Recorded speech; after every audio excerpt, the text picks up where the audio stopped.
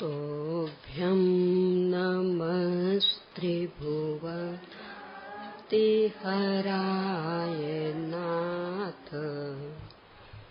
तोभ्यं नमः क्षितितलामलभूषणाय।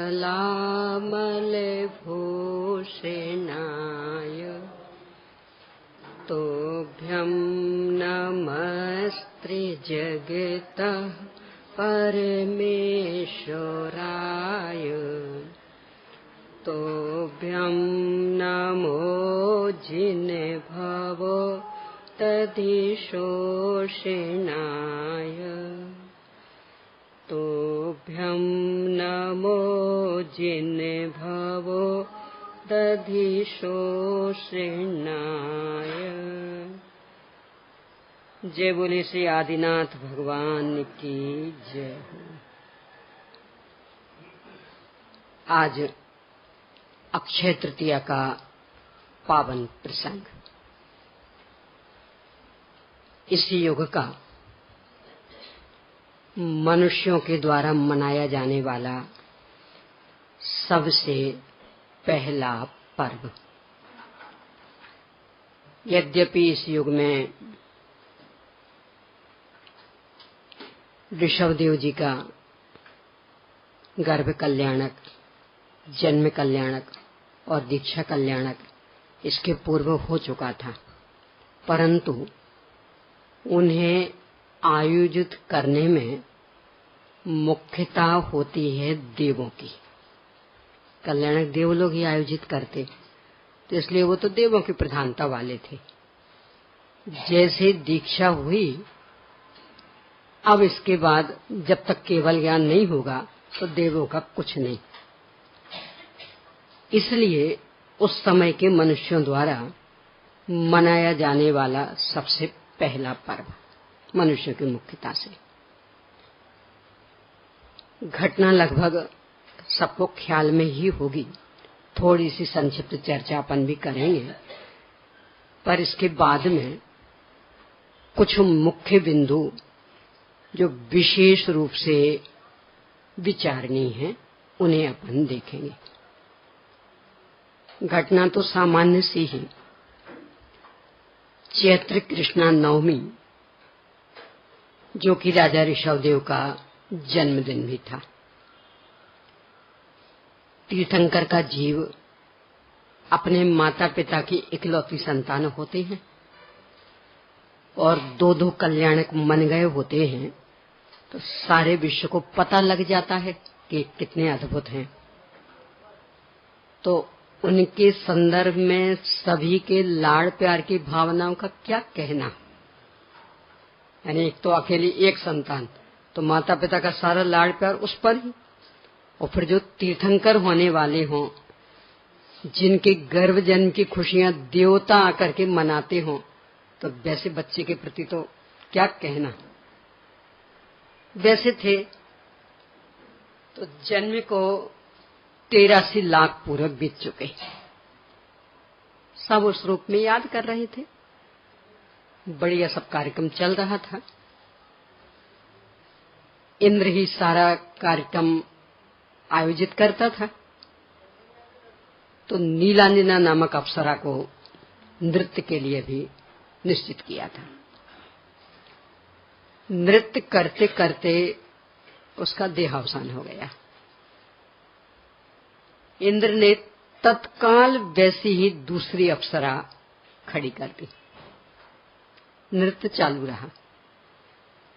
एक काम इतनी शीघ्रता से हुआ कि अन्य किसी को तो समझ में ही नहीं आया कि पहली वाली अप्सरा चली गई और ये दूसरी आ गई। पर राजा ऋषभदेव के दिव्य ज्ञान से वो छिप नहीं सका, उन्हें ख्याल में आ गया। और एक ख्याल में आया और विचारधारा बदली। ओहो, कितना स्वार्थी है ये जगत। एक प्राणी का देहावसान हो गया, और वो भी उसका कि जो अपना मनोरंजन कर रहा था, पर इसके रंग में भंग ना पड़ जाए तो आयोजन स्थगित भी नहीं किया गया। वो गई तो दूसरी। क्योंकि देवों का शरीर ऐसा होता है कि जैसे जीव निकले वो कपूर के जैसा उड़ जाता, तो वहां दिखने करने के लिए तो कुछ रहता ही नहीं। कपूर जैसा रखो ना, अपने आप खत्म, तो वैसा होता। तो कितना ही स्वार्थी है जगत, बस हमारा स्वार्थ सदना चाहिए, बाकी तुम्हारा जो भी हो सो हो। तो एक तो इस पर उनकी चिंतन धारा चल पड़ी, और दूसरे कि हम वास्तव में कितने दुखी हैं। यानी थोड़ा सा सुख हमें मिल जाए, इसके लिए इंद्र को इतने बड़े बड़े आयोजन करने पड़ते। इस ज्ञानानंद स्वामी भगवान आत्मा का ऐसा दुखमय जीवन कब तक चलता रहेगा।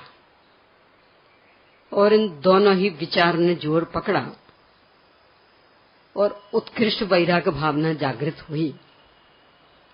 लौकांतिक देव वैराग्य की अनुमोदना करने को आ गए, और वे गए और सौधर्मेंद्र पालकी लेकर के आ गया, और जाकर के प्रयाग मतलब इलाहाबाद, वहां बट वृक्ष के नीचे दीक्षा हो गई। साथ में और राजा महाराजा। ज्ञान तो कुछ नहीं था, पर इतना अवश्य ख्याल में आ रहा था कि ये जो भी करेंगे वो अच्छा काम होगा, ये गलत काम नहीं कर सकते। तो जब ये कर रहे तो हमें भी नकल करना चाहिए। तो देखा देखिए उनने भी नकल कर ली, और इस प्रकार से 4000 राजा ऋषभदेव के साथ ही दीक्षित हो गए। राजा ऋषभदेव मुनिराज ऋषभदेव बन गए। 6 महीने के तो उपवास की प्रतिज्ञा लेकर के ही सीधा ही कायत्सर्ग। इसके बाद आहार का विकल्प उठा। रोज आहारचर्या को निकलते, आहार मिलता ही नहीं।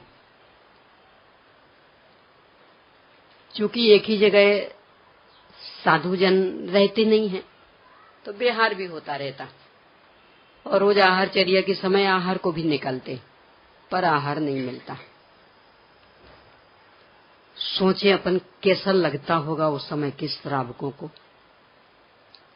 यानी अपनी नगरी में कोई महाराष्ट्री पधारे हों और आहारचर्या को निकले हों, और पड़गाहन नहीं हो पाया हो, और बिना आहार किए ही उनका विहार हो जाए, तो अब सोचो कैसा होगा, क्या बीतेगी मन में। देखो महाराष्ट्री तो बहुत उच्च व्यक्तित्व के धनी, एक साधारण सा भी हो कोई, मतलब हम लोगों जैसे भी हो, और मान लो भोजन नहीं हो पाए और कहें कि बस अब तो हमें जाना है, हमारा रिजर्वेशन है, और बिना भोजन किए निकल जाए, बोलो कैसा लगेगा। उस दिन तो घर में भोजन ही नहीं हो पाएगा। ऐसे ऐसे प्रसंग देखे। यहाँ का नहीं है, यहाँ तो अभी तक कोई बाधा नहीं आई है, निरंतराय चल रहा, पर अन्यत्र का कि अंतराय आ गया तो अपने को तो कोई फर्क नहीं, क्या फर्क पड़ना। यानी वैसे भी उपवास करते रहे तो क्या फर्क पड़ना। पर जिनके यहाँ भोजन था, इतना खेद कि आखिरकार वो सारा भोजन नौकर चाकरों के यहाँ घर गया, किसी से भी खाया नहीं गया। शाम को पता लगा, मुझे बुलाया, ये क्या चक्कर। बोले क्या करें, यदि खाने बैठते थे गले से उतरता ही नहीं था, आंखों से गंगा जमुना बहती थी।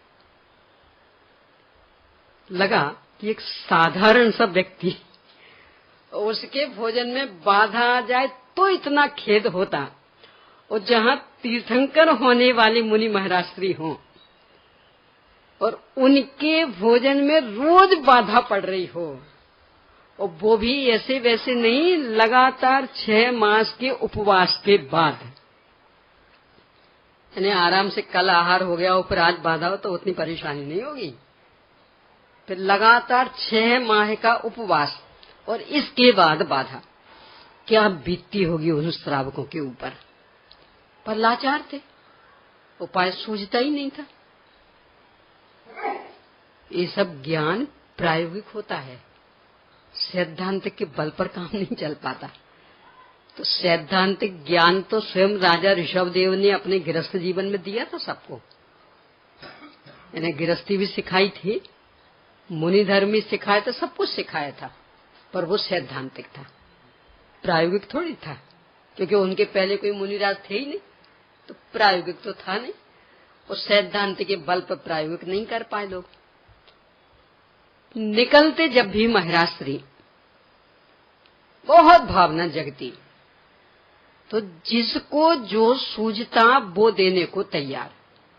कि देखो, ये पहले हमारे राजा थे, एक से एक बढ़िया वस्त्राभूषण पहनते थे, अब नग्न निगम, चलो वस्त्राभूषण देते, तो वस्त्राभूषण लेके आते। अब अकेले हैं, चलो अपनी कन्याएं दे दें, तो कन्याएं देने आ जाते। सब आप हमारा राज्य ले लीजिए, तो राज्य तक समर्पित करने को तैयार। थाली भर भर भोजन, मेवा मिष्ठान की सभी लीजिए, पर कैसे लेते हैं ये प्रायोगिक ज्ञान किसी को नहीं। प्रायोगिक ज्ञान किसी को नहीं कहने की अपेक्षा इनके उस तरह का लाभांतराय कर्म का क्षयोपशम नहीं था कि वो 2 ग्रास मिल पाते भोजन के। और होते होते होते 7 महीने और 8 दिन बीत गए, 6 महीने का उपवास, और इसके बाद 7 महीने और 8 दिन। चैत्र कृष्णा नवमी को हुई थी दीक्षा।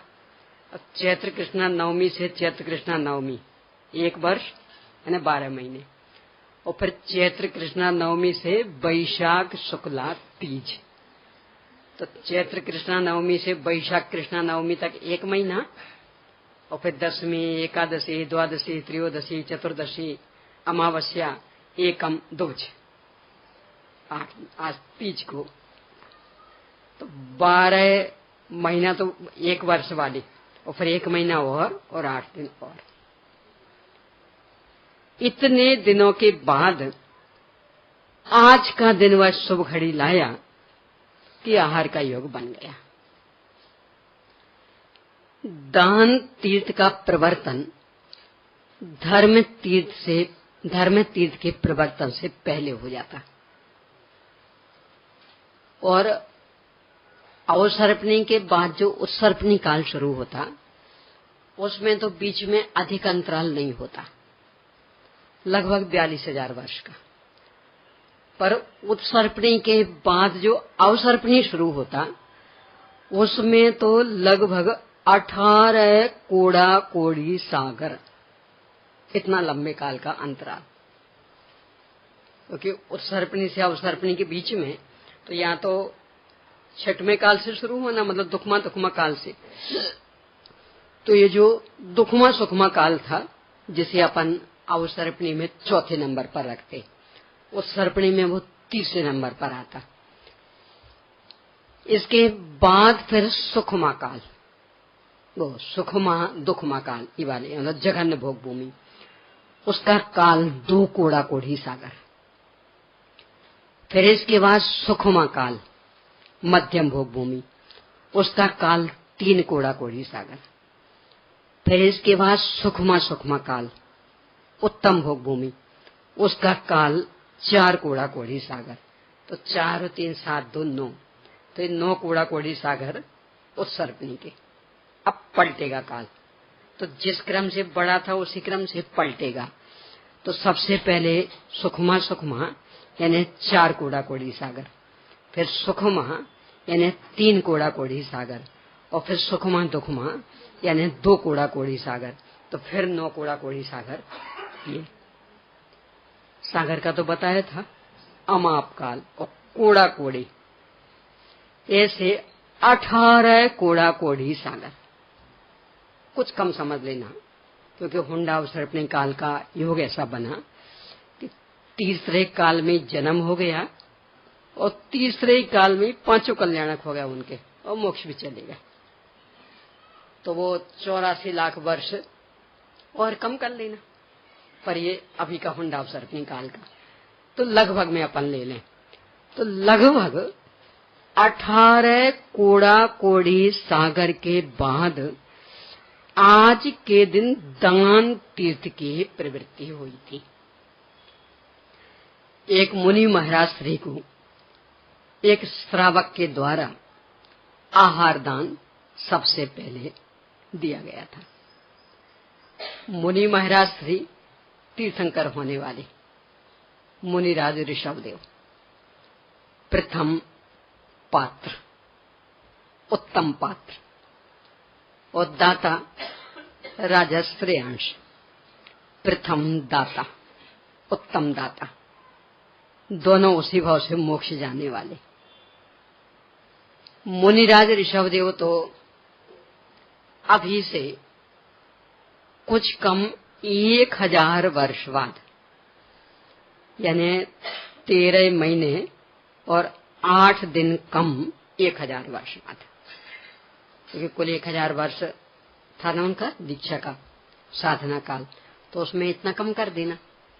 तो इतने समय बाद धर्म तीर्थ का प्रवर्तन करेंगे, और उससे इतने पहले दान तीर्थ का प्रवर्तन हो गया। यानी दान तीर्थ का प्रवर्तन पहले और धर्म तीर्थ का प्रवर्तन बाद में, ये अनादि काल की परंपरा। अभी इस काल में इसका महत्व इसलिए सर्वाधिक कि ये परंपरा ऐसी वैसी शुरू नहीं हुई थी, लगभग 18 कोड़ा कोड़ी सागर के बाद शुरू हो पाई थी। यानी बीच में इतना अंतराल, इसलिए सर्वाधिक महत्व। कैसे वो प्रसंग बना? राजा श्रेयांश का जीव, जब मुनिराज ऋषभदेव का जीव वज्रजंग राजा था, तब वो उनकी श्रीमती नाम की रानी थी। राजा श्रेयांश का जीव श्रीमती नाम की रानी। एक दिन घटना आई थी, तो उस समय जंगल में चारण रिद्धिधारी मुनिराज को आहार दिया था इन दोनों ने।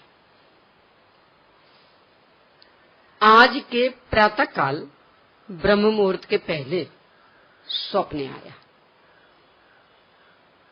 और कुछ ऐसा अद्भुत लगा कि आज कोई महान व्यक्तित्व अपने घर में पधारने वाले।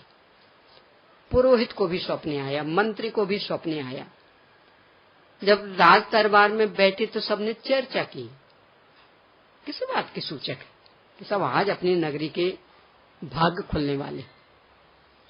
ये चर्चा चल ही रही थी, और इतने में ही द्वारपाल ने आके निवेदन किया, साहब मुनिराज ऋषभदेव इसी ओर पधार रहे।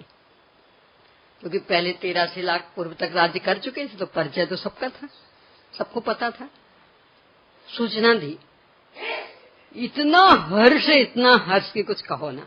अहो भाग, उठे राज दरबार से, राज चिन्ह छोड़े, शुद्ध सात्विक वेशभूषा बनाई, और पहुंच गए सामने।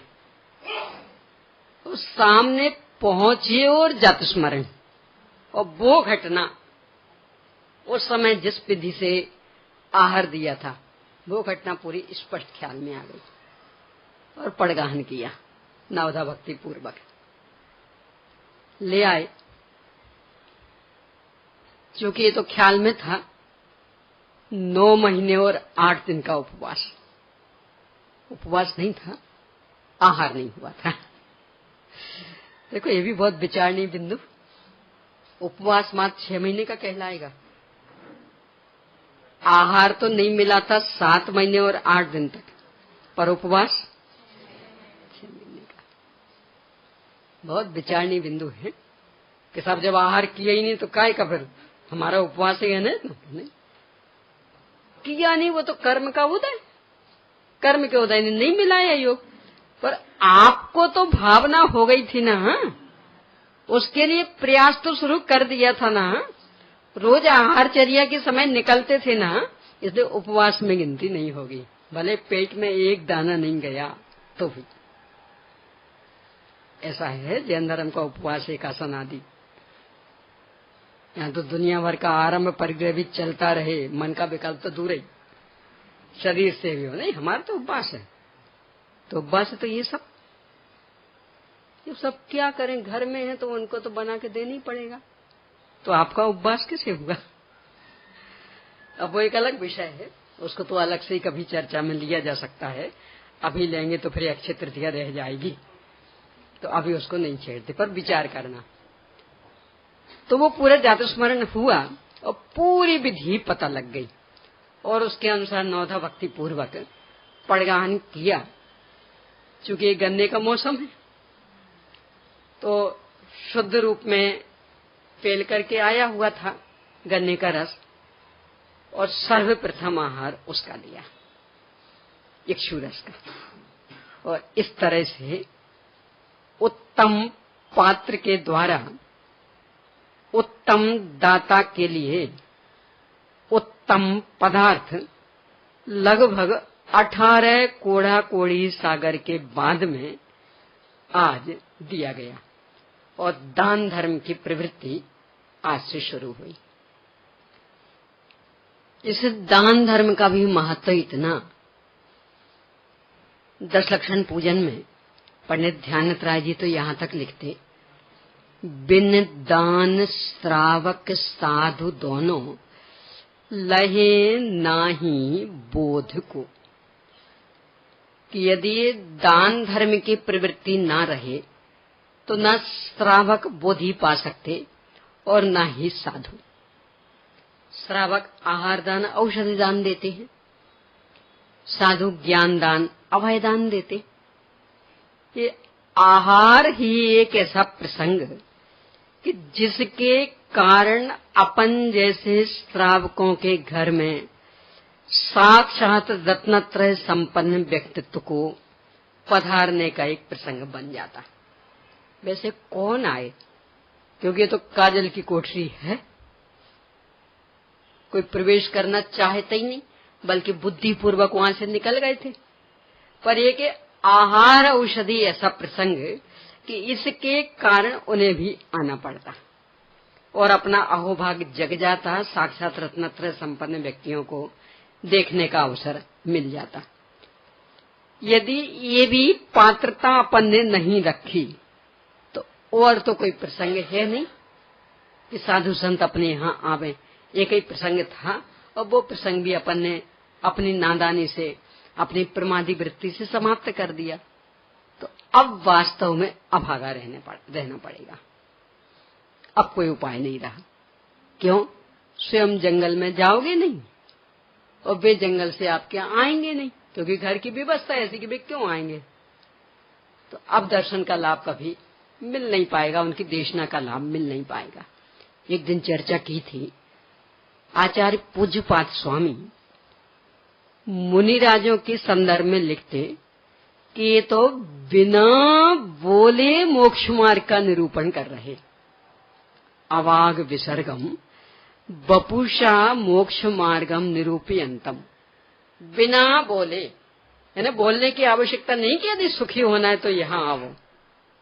उनका पूरा जीवन बता रहा कि कितना सुखमय जीवन, कितना निश्चिंत जीवन, यानी यदि हमें सुखी होना तो बस इस मार्ग पे आना पड़ेगा। तो ये से अद्भुत अलौकिक व्यक्तित्व के धनी इस काजल की कोठरी जैसी गृहस्थ अवस्था में पधारे और हमें उनके दर्शन आदि का लाभ मिले, यदि चाहते हैं तो वो श्रेयांश राजा जैसी घर की व्यवस्था बनानी पड़ेगी। रोज तत्काल नहीं, क्योंकि उद्दिष्ट आहार के तो त्यागी होते हैं मुनि महाराज से। तो तत्काल नवीन करोगे तब तो वो आएंगे ही नहीं। ये तो रोज अपनी दैनिक दिनचर्या बने तब कहीं वो हो पाएगा। और तत्काल में तो वो शुद्धता हो भी नहीं पाती, कहीं ना कहीं गड़बड़ी होता। जो कहा जाता ना, सिखाए पूत दरबारे नहीं जा पाते, यानी सिखा के करो, ऐसा करो, ऐसा करो, ऐसा करो, तो वो वास्तविकता आ ही नहीं पाती। नाटकीपना रहता है, टेंशन भी अधिक रहता, एक तनावग्रस्त है, चेहरे माथे पे 3 साल अलग से पड़ी रहे, हाथ भी वो यानी ऐसे कपें जैसे कि वो 80-85 साल का व्यक्ति खड़ा हो। तो उससे ही पता लग जाता कि नाटक चल रहा। महाराज जी नहीं लेंगे आहार। वो कब चलता? जब रोज नहीं करते हो ना तो वो एक भय समाया रहता, और रोज करते हम लोग को साहसता रहती, तब कहीं भी लेते। तो इस प्रसंग को पाने के लिए अपना जीवन इतना शुद्धता वाला हो, ये भी आवश्यक। आहार हुआ महाराज श्री का, देवों ने पंचाचारी की वृष्टि की। अयोध्या में भी आए थे, नहीं था भरत चक्रवर्ती का भाग्य, निकल गए थे, क्योंकि इलाहाबाद से हस्तिनापुर दीक्षा हुई थी, इलाहाबाद के प्रयाग के जंगल में, और आहार हुआ हस्तिनापुर। ये जो घटना घटी है हस्तिनापुर की थी। तो इलाहाबाद से हस्तिनापुर बिहार हुआ होगा ना, अयोध्या तो बीच में पड़ना, तो वहां भी गए थे। पर भरत चक्रवर्ती का भाग्य नहीं था, बाहुबली का भाग्य नहीं था, और भी उनके बेटों आदि का, मतलब पहले के बेटे बेटियां, किसी का भाग्य नहीं था। आज जैसे ये प्रसंग बना और बात तो बिल्कुल बेतार के तार के जैसी सारे विश्व में फैल गई, और भरत चक्रवर्ती को भी पता लगा। आया दौड़ा दौड़ा, क्या किया आपने, कैसे दिया, हमें तो पता ही नहीं था। और सारी उनने घटना बताई, और भरत चक्रवर्ती ने भी खूब सम्मान आदि किया।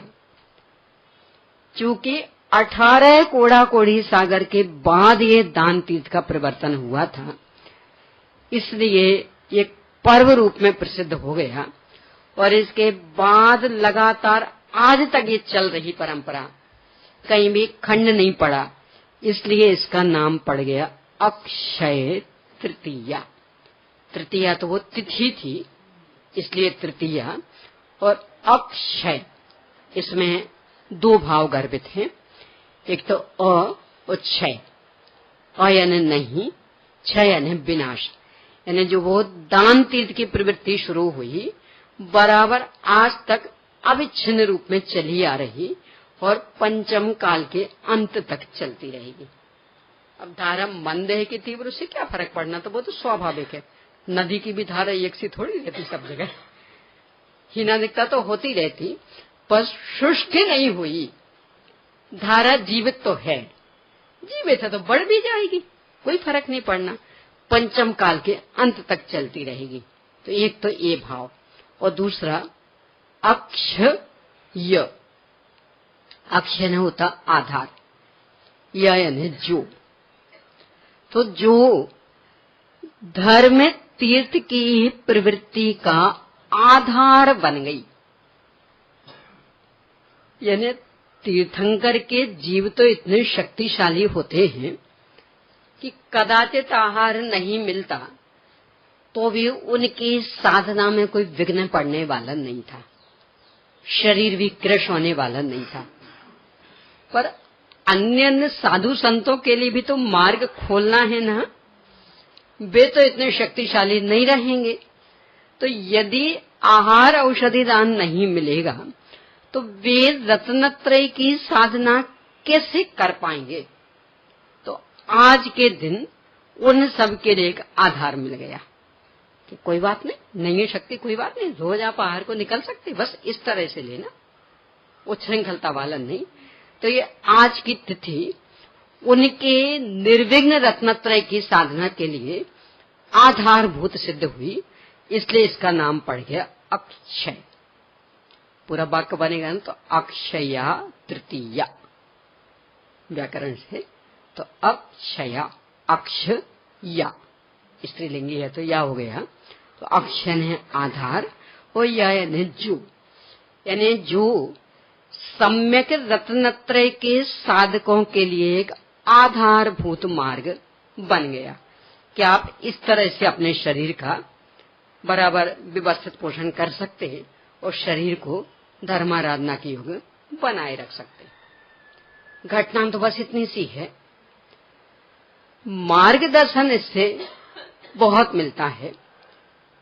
अनेक बिंदु विचारणीय हैं, अपने समय सीमा के अंतर्गत कुछ बिंदुओं पर विचार करते। पहला बिंदु तो ये कि अपन ये कह देते कि सब उस समय के लोगों को पता नहीं था, भोले थे ना, भोग भूमि का काल चल रहा था, भोग भूमि समाप्त होगी, बस अभी अभी कर्म भूमि चली थी, तो कुछ लोगों को पता ही नहीं था। स्वयं ऋषभदेव ने भी राज्यावस्था में बहुत बहुत सिखाया था, अशी महर्षि कृषि आदि भी सिखाए थे, तो कुछ पता नहीं था, इसलिए ये भी पता नहीं था। मेरा प्रश्न दूसरा है, माना कि सामान्य प्रजा को कुछ पता नहीं था, भरत और बाहुबली सर्वार्थ सिद्धि से आए थे, और सर्वार्थ सिद्धि से आने वाले जीव अवधि ज्ञान संपन्न भी होते। मत श्रुति ज्ञान तो सबके ही होता, अवधि ज्ञान संपन्न भी होते, और वे ऐसे वैसे राजा नहीं थे, इनके ही बेटे यानी इनके पिताजी थे, यानी ऐसे वैसे मुंडास थोड़ी थे, उसी भाव के इनके पिताजी भी। कुछ दायित्व नहीं बनता था उनका, यानी ना सही मुनिराज पिताजी तो थी ही नहीं, और वे भी सामान्य पिताजी थोड़ी राज्य दे के गए थे, यानी कोई कर्ज में डुबा के थोड़ी गए थे कि वो कुछ संभरा हो कि सब ऐसे पिताजी किस काम के, तो ऐसा भी नहीं, बढ़िया राज्य दे के गए थे। तो उनके प्रति को दायित्व बनता था कि नहीं, तो अपने अवधि ज्ञान से क्यों नहीं जान लिया? चलो कोई बात नहीं, उनने नहीं जाने में स्वार्थी, क्योंकि सुतदारा होए न सीरी, सब स्वार्थ के हैं भीरी, तो चलो माने लेते। इंद्र के तो कोई स्वार्थ नहीं था ना, 83 लाख पूर्व तक सारी व्यवस्था दी थी, 70,56,000 करोड़ वर्ष का एक पूर्व, यानी 84 लाख वर्ष का होता है एक पूर्वांग, और 84 लाख गुणे 84 लाख वर्ष, इसका एक पूर्व, तो 70,56,000 करोड़ वर्ष, इतने का एक पूर्व। और ऐसे ऐसे एक पूर्व, दो पूर्व, 10 लाख, 20 लाख, 50 लाख, तो ऐसे होते होते 84 लाख पूर्व। इतने लंबे काल तक 24 घंटे की व्यवस्था जो करता रहा, उसे 1000 वर्ष तक व्यवस्था देना भारी पड़ गया। यानी आप 1.5 महीने तक बिल्कुल A1 व्यवस्था देते रहे, और फिर मैं कहूं कि भाई आपके उससे तो विदाई हो रही, अब बस मेरा विचार कि एक दिन हम यहाँ अच्छे से तीर्थ यात्रा के रूप में जो भी अपने जिन मंदिर है उनके दर्शन कर लूं, और फिर इसके बाद निकल जाऊंगी सब एक दिन। तो बोलो क्या कहा जाएगा? 1.5 महीने व्यवस्था दे सकते हो, एक दिन भारी पड़ गया कि सब प्रवचन नहीं है ना, तो भोजन खाएगा। बोलो यदि कोई ऐसा तर्क दे तो क्या होगा, बोलो? अब ऐसा ही कुछ इंद्र ने नहीं किया कि चूंकि अभी आप राज संभालते थे ना, प्रजा का पोषण करते थे, तो हम भी बढ़िया से बढ़िया व्यवस्था करते थे, 83 लाख पूर्व तक व्यवस्था दी। अब आप बिल्कुल मौन हो गए ना, और कुछ नहीं कर रहे, तो हमने भी आप काहे का भाई, वो तो दोनों तरफ का व्यवहार होगा ना, आप दो तो हम देंगे, तो आप कहोगे नहीं हम तो कुछ नहीं देंगे, भाई जो है वो दो, है ना। ये थोड़ी कह रहे कि तुम ही आ रही दो, जो है वो दो, तो यदि आप कुछ नहीं देंगे तो हम क्यों देंगे? कहीं ऐसे ही विचार तो नहीं आ गया था उसे? नहीं, वो ऐसा मूर्ख नहीं था, इतना स्वार्थी नहीं था। तो क्या था कि अपने पुण्य का उदय नहीं हो तो इंद्र जैसा व्यवस्थापक भी 2 रोटियों की व्यवस्था नहीं बना सकता। चक्रवर्ती होने वाला बेटा भी 2 ग्रास की व्यवस्था नहीं दे सका। इतनी उच्च संस्कार वाली बेटियां कि चूंकि यदि हम लोग शादी करेंगे तो इन पिताजी को अन्य के सामने झुकना पड़ेगा। लड़का वाला तो उसके सामने झुकना पड़ेगा। 3 लोक के नाथ को मैं किसी के सामने झुकाने के लिए बाध्य कर दूं? नहीं, कराएंगे ही नहीं शादी। ये भी एक विचार था, यही सब कुछ था ही नहीं, पर एक ये भी सोच थी कि मेरे कारण पिताजी को झुकना पड़े। अब वो हुंडा सर्पनी के कारण हो गई, बेटियां हो गई, वैसे होती नहीं है। जो तीर्थंकर होने वाले होते ना, उनके जीवन में कोई ऐसा प्रसंग नहीं बनता कि किसी के सामने झुकना पड़े। पर हुंडा सर्पनी में बन गया तो कोई बात नहीं, बन गया हो, हम तो नहीं उसको करने देंगे, यानी आगे नहीं बढ़ने देंगे हम, तो हम शादी नहीं करेंगे, फिर किसके सामने झुकना पड़ेगा। तो इतनी उच्च विचार वाली बेटियां, और वे भी आज शांत, उनने भी नहीं सोचा कि आपके पुण्य का उदय नहीं होगा तो किसको विचार आएगा। इतनी बड़ी घटना है कि यदि इस पर गंभीरता से विचार कर लें तो सारे आरोप प्रत्यारोप समाप्त हो जाएं, सारी अपेक्षाएं समाप्त हो जाएं कि साहब हमने इन्हीं दिन के लिए तो बेटे बहू को पाला पोसा था, बुढ़ापा आएगा तो कम से कम रोटियां मिलती रहेंगी। आपके कितना सा पुण्य का उदय है, और ऋषभदेव, और आपके तो 1 होगा, 2 होगा, 3 होंगे, कितने होंगे? उनके 101 बेटे, 2 बेटियां। आपको 1, 2 या 3 से शिकायत कि सब इसी बुढ़ापे के लिए पाला पोसा था और कोई नहीं कर रहा सेवा। उनके तो 101, और ऐसे वैसे नहीं, सब 1 से 1 बढ़ के, अधिकांशतया तो उसी भाव से मोक्ष जाने वाले, पूर्व भाव से सम्यक लेके आए, अवधि ज्ञान लेके आए अधिकांश तो इतने उच्च स्तर के बेटे, पर नहीं है स्वयं का पुण्य का उदय, तो कौन व्यवस्था कर सके? तो किसके सामने शिकायत करें? जे कर्म पूरब किए खोटे, सहे क्यों नहीं जिए रहा। किसके ऊपर गुस्सा उतार रहे? अति क्रोध अग्नि बुझाए प्राणी, शाम में जल ले सीरा। किस पर गुस्सा उतार रहे? कि इंद्र इतने वर्षों तक व्यवस्था दे रहा था, अब नहीं दे सकता? कि वो नहीं दे सकता कि आपकी व्यवस्था होने की पात्रता आप में नहीं। इन्हें किसकी ओर से गलती हो रही? इंद्र की ओर से, कि आपकी पात्रता नहीं इसकी ओर से।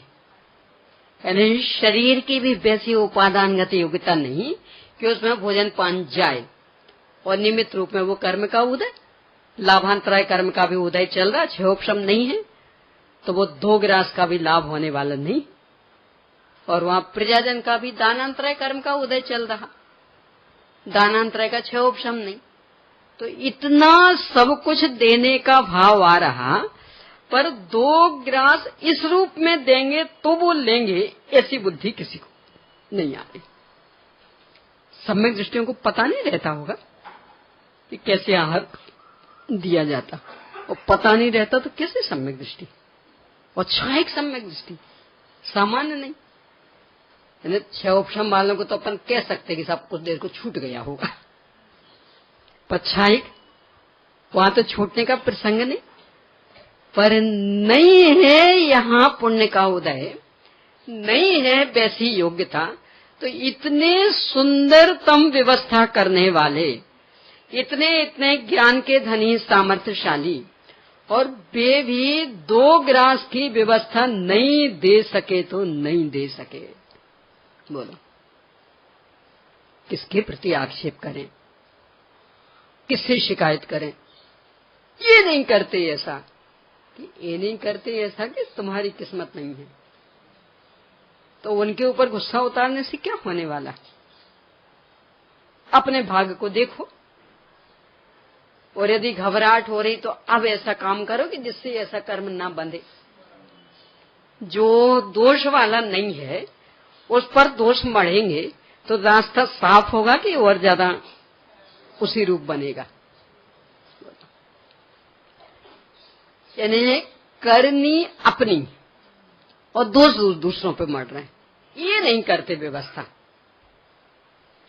यदि अपना पुण्य का उदय होगा तो ना जाने कहां से कैसी कैसी व्यवस्था बन जाएगी। जंगल में व्यंतर पूरी रचना कर देंगे नगर की, और वहां आहार मिलता रहेगा।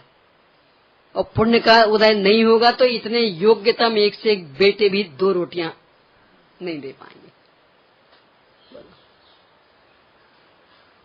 इस विचार को मन में बिठा लेना, ये है सुखमय जीवन जीने की कला। क्यों आप जितने अधिक आरोप प्रत्यारोप करोगे सामने वाला कि हमारा को दोष है ही नहीं, और जब देखो तो हमें ही कोसते रहते, तो वो भी भड़कता। और अपनी करने का विचार करोगे कि भाई इनका दोष है ही नहीं। अपने तो कितनी निरंतर ये सब भावनाएं भाने के लिए कहा जाता कि रोज आप ये भावनाएं भाइये। स्वयं किए जो कर में शुभाशुभ फल निश्चय ही वे देते रे, आप फल दे अन्य तो स्वयं किए निष्फल होते। अपने कर में सिवाय जीव को कोई न फल देता कुछ भी, पर देता है यह विचार तज स्थिर हो छोड़ प्रेमादि बुद्धि। किस पर आरोप प्रत्यारोप करें? बेटा ऐसा हो गया, बहू ऐसी हो गई, जब से बहू आ गई तब से तो नाक में दम कर डाली। पहले बेटा हमारी सुनता था, अब बिल्कुल नहीं सुनता, अब तो वो बहू का ही हो गया। कि बेटा बहू का नहीं हुआ है, आपके पाप का उदय चल रहा। तो बेटे बहू को मत कोसो, अपना जीवन धर्माराधना में लगाओ, तो कदाचित पाप का उदय संक्रमित हो सकता, हो ही जाएगा, इसकी गारंटी नहीं है, क्योंकि इन्हें कहीं नहीं हुआ। यानी धोखे में नहीं रहना। यानी दीक्षा ले लेने के बाद भी, और नकली सम्यक दर्शन, नकली सम्यक रत्नात्रय तो नहीं था ना, नहीं तो अपन कैसा वो नाटक करते होंगे, उनका तो असली था ना। तो यथार्थ सम्यक रत्नत्रय भावलिंगी संत पंच परमेष्टियों में जिनका नाम है और उनका भी संक्रमित नहीं हुआ सो नहीं हुआ। तो धोखे में नहीं रहना कि हम इसमें लग जाएंगे तो संक्रमित हो ही जाएगा। तो फिर सब क्या लाभ? कि लाभ ये कि जो भी परिस्थिति आएगी सहज समता से स्वीकार हो जाएगी, हम बेचैन नहीं होंगे। अब परिस्थिति जो बनेगी सो बनेगी, क्योंकि हमने ये सिद्धांत स्वीकार कर लिया, तो हमें तो अपनी बेचैनी मिटानी है। वो परिस्थिति मिटेगी तो मिटेगी, नहीं मिटेगी तो नहीं मिटेगी, वो हमारे हाथ में थोड़ी है। पर हम सुखी रहेंगे, मार्ग ये है। तो घर गृहस्थी में भी यदि सुख से जीवन जीना, तो बस ये मूल मंत्र कि यहाँ कोई किसी का कुछ करने में समर्थ नहीं, सुख दुख दाता कोई न आन, मोह राग रुस दुख की खान। कोई न सुखी कर सकता न दुखी कर सकता, अपन अपने कारण से ही सुखी होंगे और अपने कारण से दुखी रहेंगे, अन्य का रंच मात्र भी योगदान उसमें नहीं है। ये घटना बहुत तीव्रता से इस पर विचार करने के लिए अपने को बाध्य करती कि ऐसे ऐसे कैसे एक से एक बढ़ के बेटे सहोदर इंद्र जैसा व्यवस्थापक क्या कर लेंगे हम? तुम्हारे पुण्य का उदय नहीं तो हम कर क्या ले हैं? नहीं मिलने वाला। दाने दाने पे लिखा खाने वाले का नाम, और कब कि वो भी लिखा कि आपको तो सब वो भले आप 6 महीने के बाद से उठना शुरू करना, पर मिलना तो है वैशाख शुक्ला तीज को, तो तभी मिलेगा, उसके पहले नहीं मिल सकता। बोलो कितनी समता है।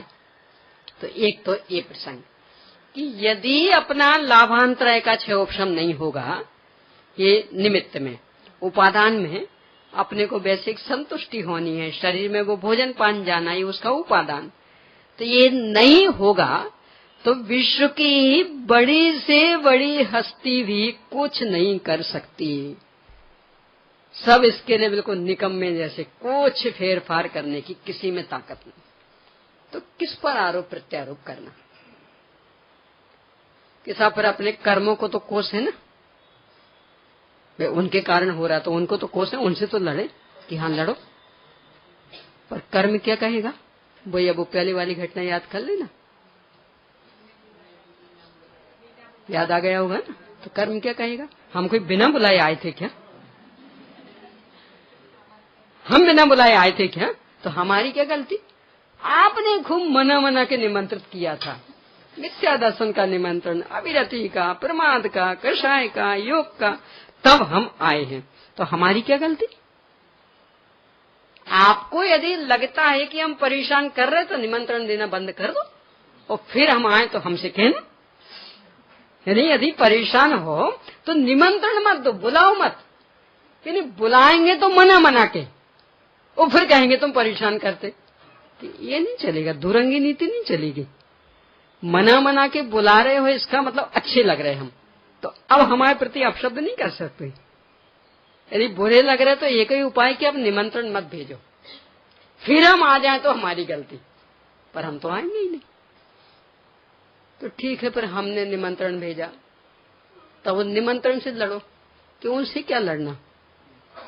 वे कहते हम भी अपने आप थोड़ी हो गए थे, अपने स्वरूप में लीन हो जाओ, हम होंगे ही नहीं। तो गलती किसकी हो रही? अब दोष किसको दें?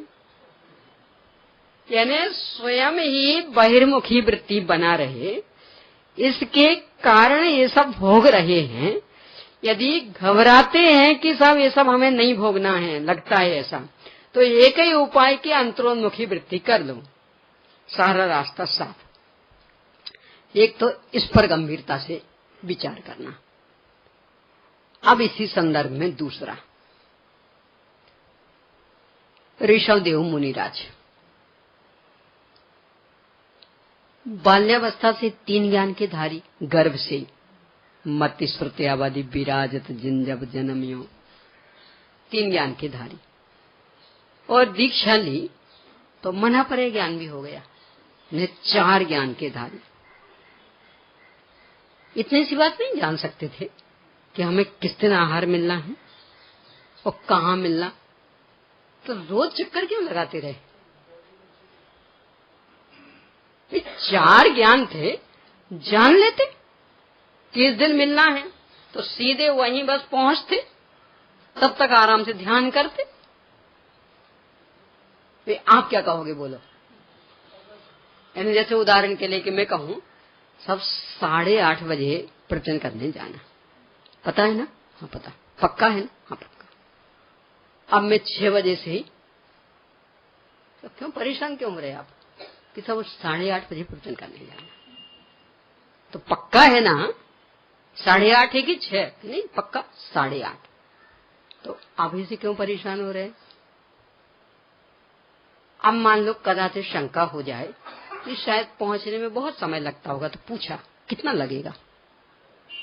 बस 5 मिनट या 7 मिनट। तो अब बोलो हम 6 बजे से परेशान हो तो कौन कहलाएंगे? कि दिमाग खराब हो गया? अरे 8:30 पर तो ठीक है, 8:15 से उतावली करो तो फिर भी जचे, 6 बजे से पता है ना, पता करने की ताकत है ना, तो क्यों नहीं पता कर रहे? इनने क्यों नहीं पता किया? मेरा इनसे प्रश्न मुनिराज ऋषभदेव से कि आप 4 ज्ञान के धारी थे, इतना रोज भटकते थे, आखिर सामायिक का समय नहीं कटता होगा? थकान नहीं होती होगी? कितने एरिया समिति से चले, उन्हीं जीवों का तो संरक्षण हो पाएगा ना कि जो दिखते हैं, और जो दिखते ही नहीं उनका। और इसीलिए ही तो चलने के बाद में आकर के प्रायश्चित लेते हैं ना, एरिया पर शुद्धि करते, निकलते ही नहीं ना। जब पता ही कि मिलना ही नहीं है तो निकलते ही नहीं, सीधे आज के दिन जाते। क्यों नहीं किया? यानी ज्ञान हमें इसके लिए नहीं मिला है कि हम इस शरीर रूपी जेल की व्यवस्थाएं देखते रहें। तन कारागृह, और विकल्प स्वीकार। पर इसके लिए 1 सेकंड का भी ज्ञान अपना बर्बाद करें, ये स्वीकार नहीं। विकल्प उठा है, चक्कर लगा लेंगे, विकल्प की पूर्ति हो जाएगी कि भाई हम तो अपनी ओर से गए थे, अब नहीं, भाग्य में तो नहीं मिला। और यदि ज्ञान का उपयोग करेंगे तो विकल्प टूटेगा नहीं, तो ज्ञान तो बर्बाद हो ही जाएगा और विकल्प टूटने वाला नहीं है, इसलिए उसकी भी कोई उपलब्धि नहीं हुई। इसलिए ज्ञान का उपयोग इस दिशा में करेंगे ही नहीं। कितना बढ़िया मार्ग, इसके लिए ज्ञान नहीं मिला। विकल्प उठा, अब चक्कर लगाया, विकल्प टूट जाएगा अपने आप। क्यों भाई, हम तो अपने ओर से प्रयास कर लिया, अब हम कोई बना के थोड़ी खाएंगे। जाना हमारा कर्तव्य था, हम जाया। एक बात, और इसमें ही दूसरी कि यदि हम ज्ञान का उपयोग कर लेंगे, बाकी जिन आत्माराधकों को उतना ज्ञान नहीं होगा, वे क्या करेंगे? हम तो 30 प्रवर्तक है ना, तो हमें तो पूरी की पूरी प्रवृत्ति सिखानी है ना, बतानी है ना, तो बाकी को भी तो रास्ता खुलना चाहिए ना, जिनको ये ज्ञान नहीं होंगे। तो हम तो ज्ञान के बल पे जान लिया था, अब ये दीक्षा नहीं तो कहेंगे तो हमें तो ज्ञान नहीं है, तो हम क्या करें? तो फिर ये अडिग कैसे रह पाएंगे? इसलिए ये कोई मार्ग नहीं है। मार्ग हमेशा वही जो राजमार्ग, जो सबके लिए लागू पड़ जाए। ज्ञान अपने हाथ में नहीं है, पहले अपन चर्चा कर चुके कि नहीं बढ़े तो नहीं बढ़े, यानी 12वें गुणस्थान तक भी मात्र अष्ट प्रवचन मात्रिका का ज्ञान रह जाए, यहाँ पूरी वितरागता प्रकट हो गई, अंतर्मुखता सर्वज्ञ बनने वाले, पर वो ज्ञान विकसित नहीं हो तो नहीं हो। क्यों? तो ज्ञानावरण कर्म के अधीन है, तो नहीं हो तो नहीं हो। तो फिर उसके बल पर काम कैसे किया जा सकता? और विकल्प की पूर्ति ये हमारे अधीन, क्योंकि विकल्प हम में उठा है, उसके अनुसार थोड़ा कर लेंगे तो विकल्प टूट जाएगा।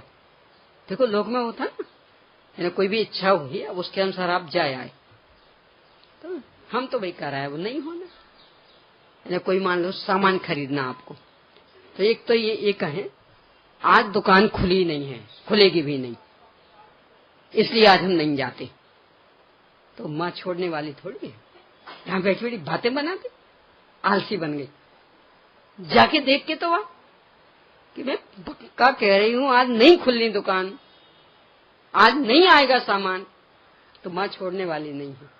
और ये एक चक्कर लगा भी, और वास्तव में दुकान नहीं खुली थी, तो माल नहीं मिला, अब माँ को शांति, ठीक है। यानी यहीं बैठे बैठे अपने ज्ञान के बल पर बताए ना, मानने वाले नहीं है।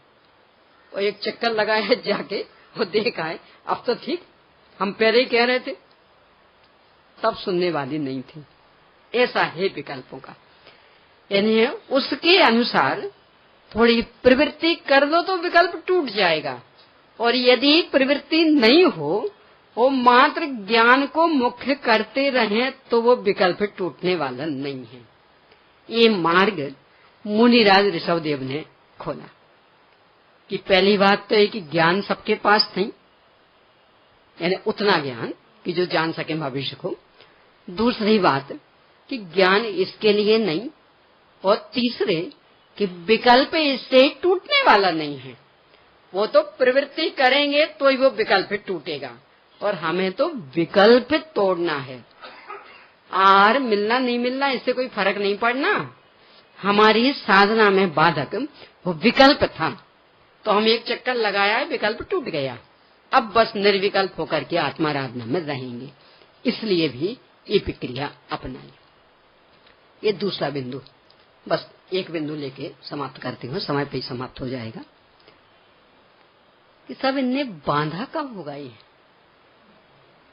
तीर्थंकर होने वाले सर्वार्थ सिद्धि से आए, वो घटना पहले कई बार आ चुकी अन्य संदर्भों में, और लगभग सबको पता कि जब इन्होंने खेती करना सिखाया था और फसल पूरी तैयार खेत में, अब कैसे तोड़ें, तो वो सब सिखाया। तो वो बालों में से गेहूं आदि निकालना भी सिखाया, पर बैल खाने लगे तो बैलों के मुंह पे मूसिका बांधना सिखाया। ज्यादा भी समय नहीं, तो संकेत में ही। अपने लिए तो कुछ किया नहीं था, इन्हें तो रोटियां चाहिए भी नहीं थी, मात्र दूसरों के लिए किया था, इन्हें परोपकार किया था। परोपकार अच्छा काम कि बुरा काम? तो इन्हें पाप क्यों बंधा? कि सब जीव समान है ना, कि अकेले ये मनुष्य जीव, वो बैल जीव नहीं थे। तो मनुष्य चूंकि आपकी जाति के, आप मनुष्य गति के, ये भी मनुष्य गति के, तो इनको रोटियां मिल जाएं, इसके लिए जो हमारे हैं तो जीव ही, भगवान आत्मा, पर अभी वो गति की अपेक्षा हम मनुष्य गति हो, ये मनुष्य गति बे थोड़ी। तो इतने से के पीछे उन्हें भोजन से रोका, ये आपका न्याय था, ये परोपकार था, भोगो सजा। तो हम इतने बड़े हो गए, बड़े हो तो बड़ा काम करना भी सीखो। जब सब भगवान आत्माएं समान, तो एक के साथ कैसे व्यवहार हो, दूसरे के साथ कैसे क्यों। एक घटना बहुत कुछ सिखाती है अपने को, कि अपना आज का यही है बस मानव सेवा, कि सब ये बीमार हो गए, इनके लिए सब कुछ करना, रक्त देना पड़े दे दो। तो अकेले यही जीव है, वो जीव नहीं है। तो इस जीव के शरीर की सुरक्षा के लिए उन असंख्यात अनंत जीवों को मार डाला, तो मानव सेवा कहलाएगी, पुण्य बंधेगा कि पाप बंधेगा? ये कितना बड़ा प्रमाण। वो इस तरह से कोई नहीं सताया था बैलों को, अरे बिल्कुल भूखा प्यासा रहना ही नहीं, रखना ही नहीं, बस उतनी देर को। पर उतनी देर को भी बाधा पहुंची ना, और वो भी बात पूरी नहीं बताई, उनके ज्ञान पर छोड़ दिया। अरे वे भोले लोग हैं, तो आप पूरी बताओ कि जब काम हो जाए तो मूसिका छोड़ देना तत्काल, कि नहीं हमने सोचा शायद। नौकर से कहा झाड़ू लगाओ। अब ये नहीं कहा कि देखो झाड़ू लगाने के बाद झाड़ू जहां से उठाई थी वहीं रख देना, ये नहीं कहा। क्यों? आपने अपने ज्ञान पे कि भी इतना तो वो लगा ही देगा अपने हिसाब से, कि जहां से उठाई वहां रख देगा। तो उसने झाड़ू लगा दी, अब लगा के झाड़ू यहां रख दी, अथवा लिए खड़ा, तो कहाँ रखें कहाँ रखें कहाँ रखें? तुझे इतनी अक्ल नहीं है? अथवा यहां रख दी, यहां छोड़ दी, तो आपने बताई नहीं। तो तुझमें कुछ बुद्धि है कि नहीं? सब बुद्धि होती तो आपके यहाँ नौकरी क्यों करते? कौन मिलेगा नौकर बोलो? पता विदेशों की क्या हालत, सारे काम अपने हाथ से करने पड़ते हैं। यानी अच्छे अच्छे अरबपति अपने हाथ से अपने बर्तन घिसते रहते हैं। कोई नौकर नहीं, क्यों? सब बुद्धिमान पढ़े लिखे। तो ये तो जब तक पढ़े लिखे नहीं है तब तक ही समझो कि नौकर मिल रहे हैं। वो पढ़ लिख जाएगा तो अपने हाथ से करना पड़ेगा। तो अब उस पर गुस्सा मत उतारो कि इतनी भी बुद्धि नहीं। यदि आपको काम कराना है तो पूरा बताओ, वहां से झाड़ू उठाओ, झाड़ू लगाओ, फिर लक्कर के कचरा ऐसा कर देना और झाड़ू यहीं के यहीं रख देना, तब आप बुद्धिमान कहलाओगे। और उसके भरोसे छोड़ दिया तो कहीं ना कहीं गड़बड़ होगी। अब वही राजा ऋषभदेव की, कि यदि आपने मूसिका बांधना सिखाया था तो पूरा बताना था ना। क्यों उनके भरोसे छोड़ दिया कि इतना तो कम से कम वो कॉमन सेंस से लगा ही देंगे? ये नहीं, भोगो सजा। तो वो 6 घंटे तो काम चल रहा था, इसलिए 6 घंटे का 6 महीना। कर्मों का चक्रवृद्धि ब्याज इतना तीव्रता से बढ़ता, कुछ कहो ना। 6 घंटे का 6 महीना हो गया, और बाकी फिर 7 घंटे और 8 मिनट वो उस व्यवस्था में लग गए। यानी वहां तक गए, फिर आए, फिर छोड़ा। तो 7 घंटे और 8 मिनट का 7 महीने और 8 दिन इतना ब्याज बढ़ गया। और अब भोगो बेटा, किया है पहले भोगो, बाद में जब तीर्थंकर बनोगे हम ही समोषण बना देंगे, पर अभी तो भोगो। यानी कर्म का चक्रवृद्धि ब्याज भी बहुत तेजी से चलता, और उसने किसी पर कोई रियायत आदि करना नहीं सीखा है। पूरा 2 टूक न्याय, उसके सामने सब एक से, चाहे छोटा हो चाहे बड़ा हो, कि सब हम तीर्थंकर बनने वाले होगे। जब बनोगे ना हम ही समोषण की रचना कर देंगे, पर अभी ये किया तो अभी तो भोगो।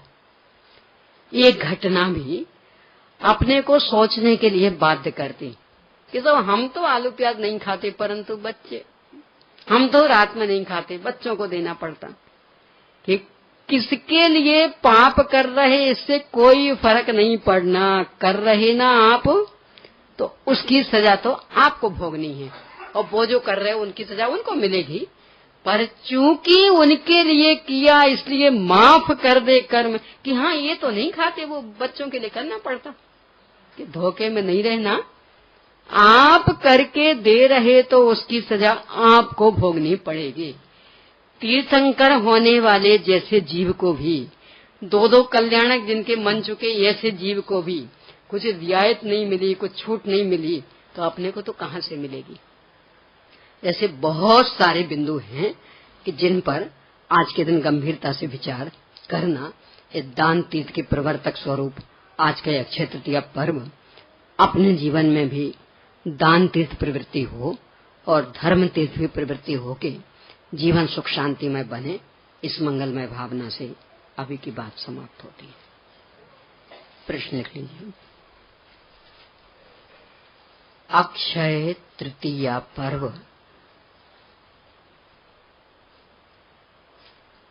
प्रचलित होने का कारण बताइए। अगला, मुनिराज ऋषभदेव को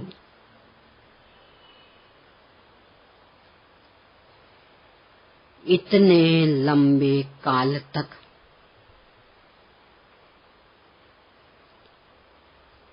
आहार नहीं मिलने का कारण बताइए। अगला, अक्षय तृतीया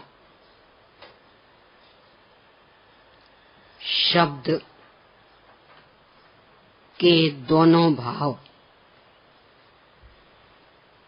स्पष्ट करते हुए